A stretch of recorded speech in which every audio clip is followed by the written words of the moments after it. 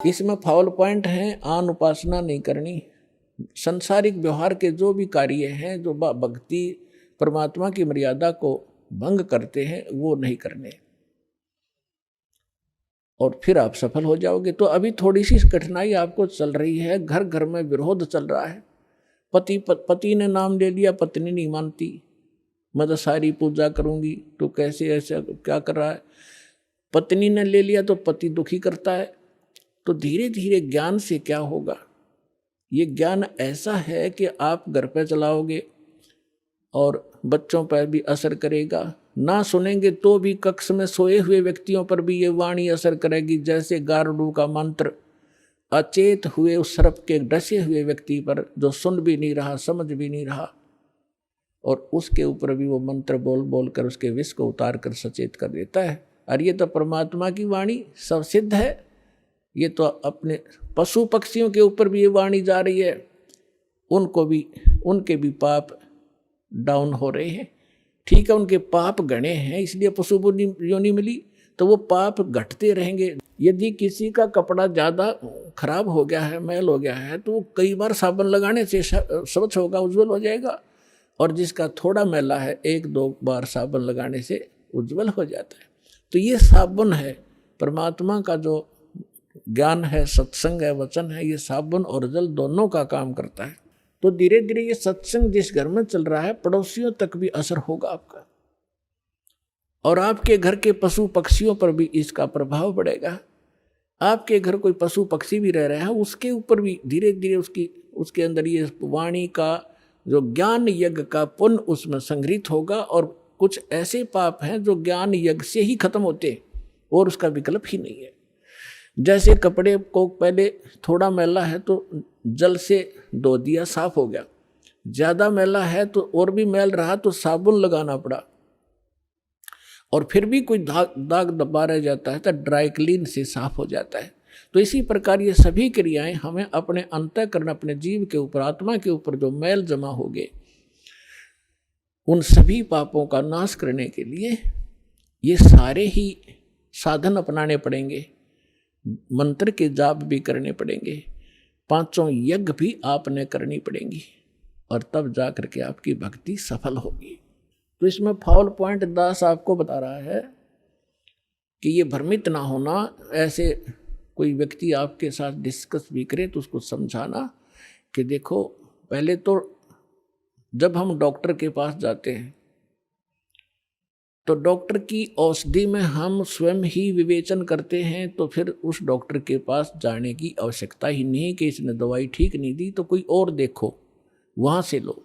तो इसी प्रकार सबसे पहले तो ये देखो, ये ज्ञान आज तक ना किसी ने सुना और ना सुनाया, किसी के पास था ही नहीं। और जिन महापुरुषों के पास था उनको प्रतिबंध कर दिया था, मालिक ने प्रतिज्ञा करा दी थी कि अभी इसको डिस्क्लोज ना करना। तो महापुरुष थे, वो अपनी अमृतवाणी में बोल के सारा कुछ लिख गए, एफिडेविट बना गए, कबीर इज गॉड, ये वो फाइनल कर गए थे वो महापुरुष, जिनके दास बार बार उनके शुभ नाम आपको सुनाता है। और फिर हमारे सदग्रंथ उसी का प्रमाणित करते हैं कि कबीर इज गॉड। तो फिर ये क्लियर हो गया कि आज तक कोई हमें यही निर्णय नहीं करके बताया कि भगवान कौन है और कैसा है। अब जैसे रामकृष्ण को और विष्णु जी को, शंकर जी को भगवान मानने वाले, उनसे अगर हम पूछा करते थे कभी कि भगवान, वो कहता मैं समाधि लगाता हूँ, भगवान देखा आपने? भगवान दिखता थोड़ा ही है, वो तो निराकार है। अरे ये विष्णु ब्रह्मा जी की मूर्ति रख रखी, ये क्या फिर? तो हमारा निराधार ज्ञान था, बेसलेस था, हम डामाडोल थे, स्थिर नहीं थे। और इसी प्रकार ये राधा स्वामी किसी ने पूछ लो या किसी महर्षि ने पूछ लो, अभी तक जिनके विचार रहे हैं, परमात्मा तो निराकार है। साकार आता जब रामकृष्ण रूप बन जाता फिर निराकार हो जाता है। तो खाक ज्ञान था इनको। वेद बताते हैं कि वो परमात्मा सशरीर है, मनुष्य दृश्य है, ऊपर सिंहासन पर विराजमान है और उसके सिर पर मुकुट है। ये तो वेद बताते हैं, राजा की तरह बैठा है। और यही वो संत बताते हैं जिनको भगवान ने जिन आंखों देखा वहां पर। तो फिर इसमें कोई डाउट नहीं रहा कि हु इज गॉड और कैसा है वो भगवान। तो ये सारे कंसेप्ट क्लियर इस दास ने करे, आज तक किसी ने नहीं किए। तो इसी प्रकार इस साधना पर भी विश्वास करना, किसी से डगमग ना होना, क्योंकि काल ने अपने एजेंट छोड़ रखे हैं। वो अपने कर्म बिगाड़े हैं तो वो भी भगवान के बच्चे, पर भ्रमित हैं, उस काल से प्रेरित हैं। उनका दुर्भाग्य है कि वो अशुभ काम पर लगे हैं। तो दास की उन सभी संतों से भी प्रार्थना है कि वो भी भगवान के बच्चे हैं, और परमात्मा के बच्चों को मिसगाइड करके वो भगवान के दोषी हो रहे हैं।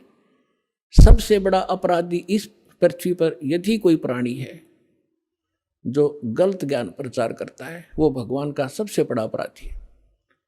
और आज देख लो, आज तक इस दास के अतिरिक्त या पहले महापुरुष रहे, उन्होंने जो ज्ञान दिया वो अपने सत्र का दे ही गए, उन्होंने आगे नहीं ये मंत्र वगैरह डिक्लेयर की, वो बात अलग है। लेकिन वर्तमान में इस दास के अतिरिक्त सभी मिसगाइड किए बैठे, ये संत, मंडलेश्वर, आचार्य और शंकराचार्य।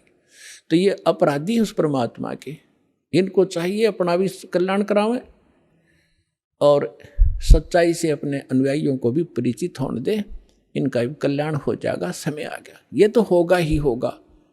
ये कह देंगे तो इनका जो है बड़ी शाबाशी होगी, इनकी इज्जत रह जाएगी। और नहीं तो चलिए तो यहाँ आवेंगे, फिर ये अकेले बैठे रहेंगे वहाँ पर, रोए जाइए अपने कर्माने। आज कौन ऐसा मूर्ख है जो अपने जीवन को नाश करेगा जब पता लग जाए।